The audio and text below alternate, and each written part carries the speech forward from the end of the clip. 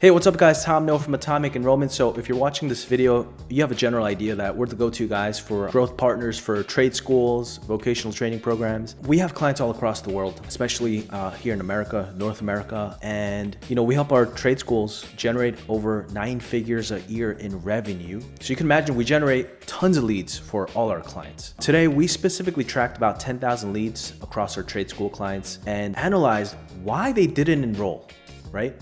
So we're going to dive into specific reasons and look at specific sales calls and leads to understand why these people did not enroll for the program. Now look, everyone blames bad leads and we take ownership of the quality of the leads we generate for our clients. There are times where we generate bad leads, but we get that fixed. Now, if the salespeople are complaining about bad leads, we make sure there's systems and processes in place to factually discern if a lead is bad or not, quality-wise, right? So how do we ensure good leads come to our clients? There's multiple ways we do that. It starts with understanding who they want to get in front of and getting in front of that specific avatar. So some of our clients want to enroll military veterans. Even within military veterans, there's specific criteria: active duty, how long they've been out the military, specific job titles that our clients want, people who are in IT, specific job titles, people who have seniority, people who have certain types of, who are working certain different types of industries, demographics, geographies. So that's done through the messaging of the ad creatives, the copy, the landing page, the funnel, the ad videos, as well as targeting. Now, once we're in front of the right people, how do we make sure the right people end up in the CRM and ultimately become a lead? We do that through a variety of methods. First and foremost, it's about financially qualifying them, right? Money's a big objection. So we make sure, people can somewhat afford the program. Make sure we understand that right before they come into our client's pipeline. Variety of ways we do that, depending on the program, the volume, the avatar, the industry. But let me just tell you all the ways, right? One, we just sometimes ask them straight up, are you ready to make an investment into this program? And we tell them the price of the program. Sometimes we tell them the general price range of the program. Sometimes we tell them, can you afford X monthly payments? That's generally what's required to get into this program. Sometimes we tell them, hey, it requires a deposit of X. Can you afford that? Sometimes we don't put the specific number. We tell them like, hey, this requires a significant investment. Are you ready to make an investment? Just to weed out the people who think it's like free or it's like paid trading. Sometimes we ask them how much do they earn annually, ranges. Sometimes we ask them their credit score to make sure they can qualify for financing. Outside of financial qualifications, we try to understand their urgency. We ask them, hey, if this was the right fit, when are you looking to make the transition or break into this new industry, and to get an idea of how urgent it is for them, right? So, we're specifically analyzing leads that were qualified, and we're gonna understand today like why they did not enroll. We listen to thousands of sales call recordings, sales calls, Zoom meetings with real leads that we generate, because that's the best way to understand the quality and what's happening on the marketing side. Now we have AI analyze these sales call transcripts real time to help us, but also help the salesperson real time as well. And this is what we find. There's 4 general reasons why someone doesn't enroll in your program. It's money objection, right? And there's a couple things to unpack in that money objection, but you just gotta understand, is it truly a money objection? Are they strapped for the specific cash? Or do they not see the value?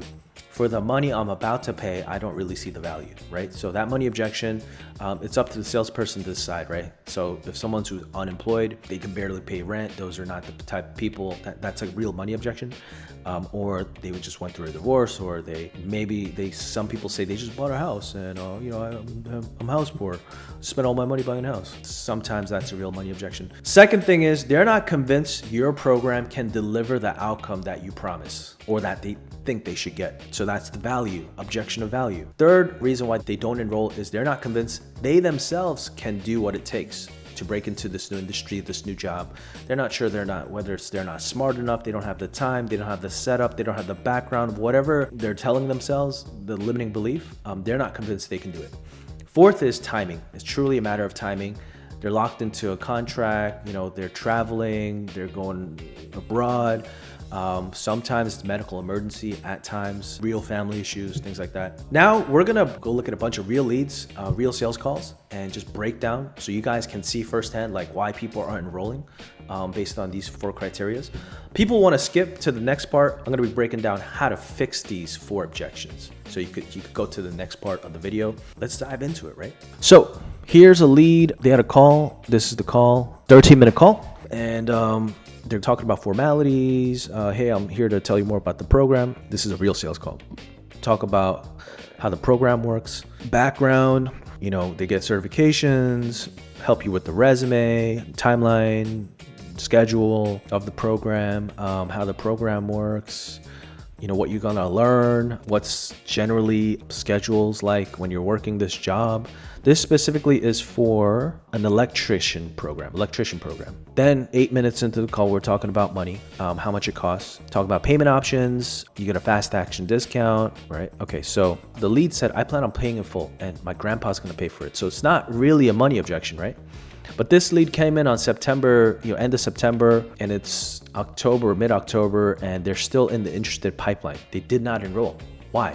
Let's uncover why. Not really a money objection. Grandpa's gonna pay for it. Look, within this 13-minute, 14-minute conversation, does a salesperson ever talk about the outcome? What results? What benefit they're gonna get? They're just talking about the features. Classic sales 101, just talking about features, not the benefit, right? I see this happening with trade schools all the time where they're in they don't have a really deep sales background. And that's like the nature of the industry, unfortunately, where it's like they're from an admissions kind of mindset. Like you admit people into the program. It's 2025, 2026. That's gone. You got to convince people this is the right program for them. And it's talk about outcomes, results. They should be talking about how much money they can make, how much earnings progression they can make, how much demand there is, how many jobs there is, how long does it take for the average person to get a job? What's their lifestyle look like, right? Basic stuff. It's like crazy that it's not talked about, right? Let's go into another program. They're not convinced the program can deliver. So here is it's just a pipeline of leads. We're gonna be looking at leads specifically after the salesperson has talked to them. So that's nurturing, interested, pending enrollment. This means they applied and paid. They're in the program. Let's break down why these people didn't buy yet, but buy the program. If everyone in the nurturing pipeline enrolled, it'd be $28 million. Obviously not everyone's a fit, but you get the idea, right? So let's look at another call. Here's a 15-minute call. Let's look at the call transcript. All right, so formalities. This is for HVAC training. Okay, talk about chit chat. This is where they're from. This is 2.5 minutes into the call to talk about tuition. That's not a bad thing, right? Some people want to know right away how much it costs, and you want to not let that linger. So it's okay. So talk about payment plans. We help with job placement, resume. Don't worry about that. What are they really asking? If they're asking about, do you help with job placement or resumes? They're really asking how much money what's the benefit? What's the outcome? So talking about enrollment deadlines. In this 15-minute call, not once is it mentioned how much potentially you can make after graduating, what type of jobs you can get, right? That goes back to they're not convinced the program can deliver because they were talking about payment options and some financing, right? In theory, money isn't the real objection. It's about, can these guys deliver? Not once have you talked about student testimonials, case studies, what are current students doing?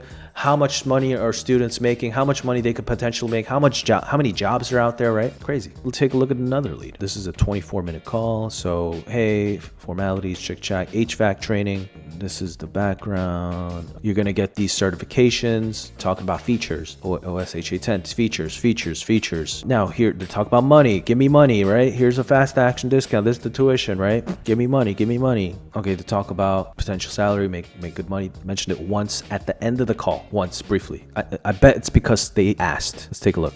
So again, really briefly talked about it, but talk about the benefit of the program. So they finally started sharing, student testimonials. That's because, we've been asking them to, but let's take a look at another call, 13-minute call. They want to learn becoming an electrician. Not once in these calls do they talk about how much money they can make.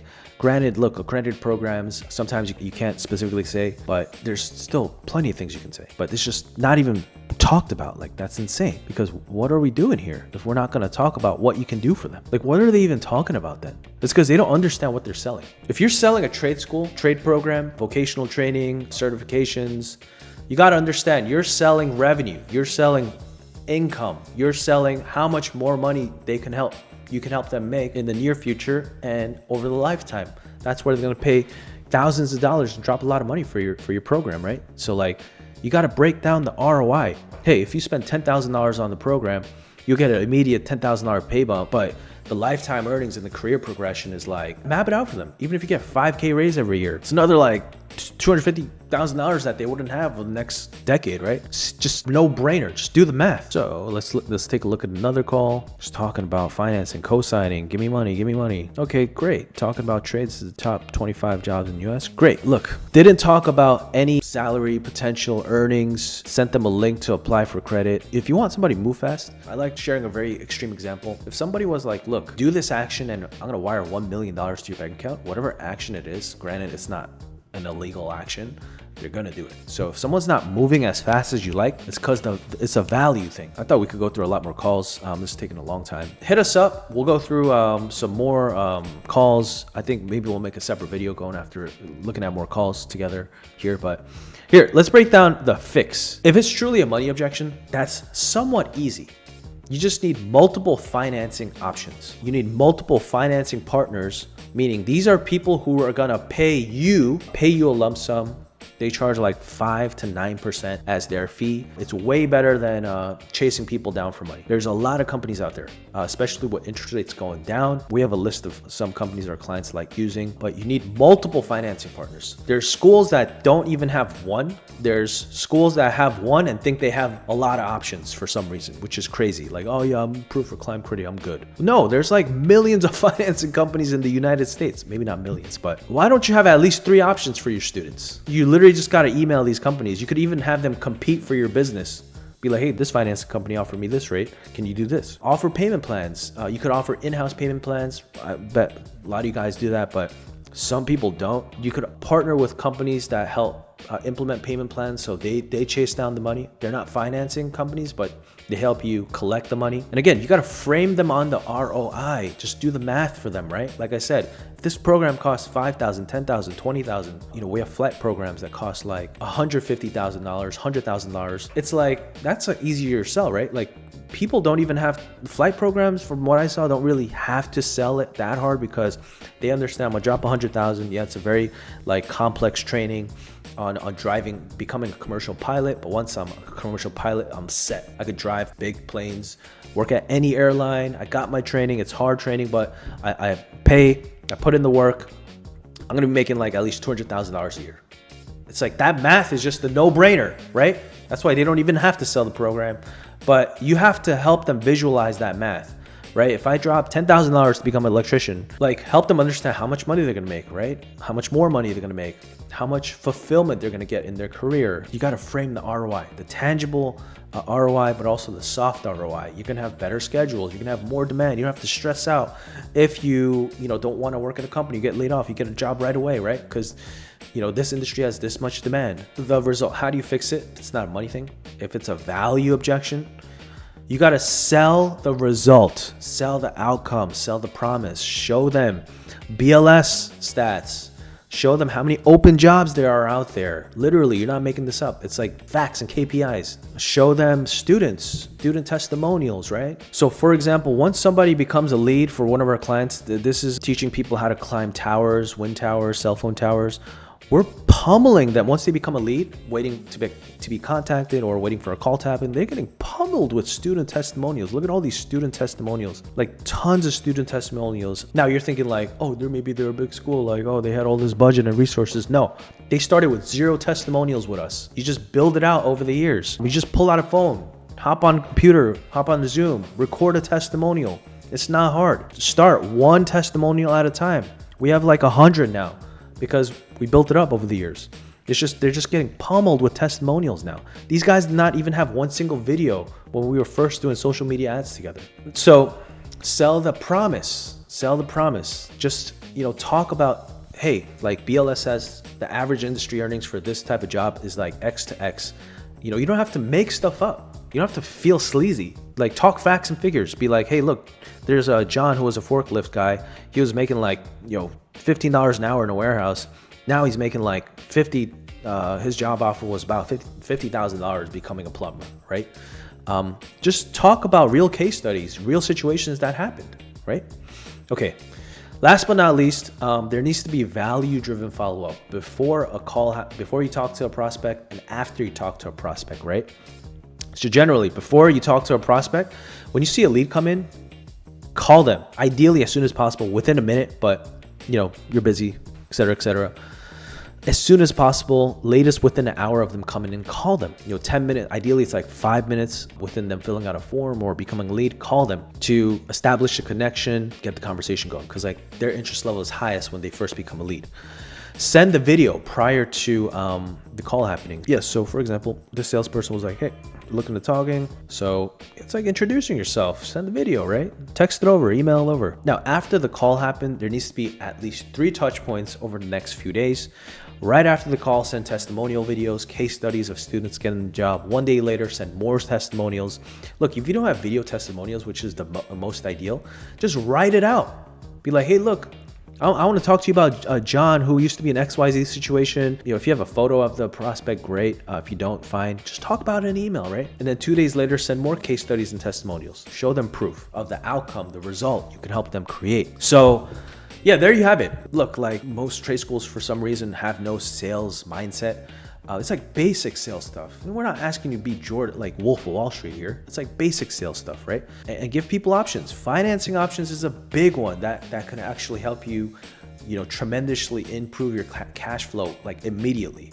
But talk about the result, talk about the outcome on the calls, So there you have it. Hope you enjoyed that. Hope you found that helpful. We actually have a school community where we do join our community and we have free trainings, whether for you as the business owner of the school or you could send it to your team of funnels. We're going to put in some sales training as well. We're constantly, trying to give you guys more value and give you guys insight into what's working real time, what's going to work for you. So the link should be somewhere. If you don't see it, it's free to join and get these trainings. So join, highly recommend it. If you have any questions, reach out, and hope you enjoy that. Take care. Bye.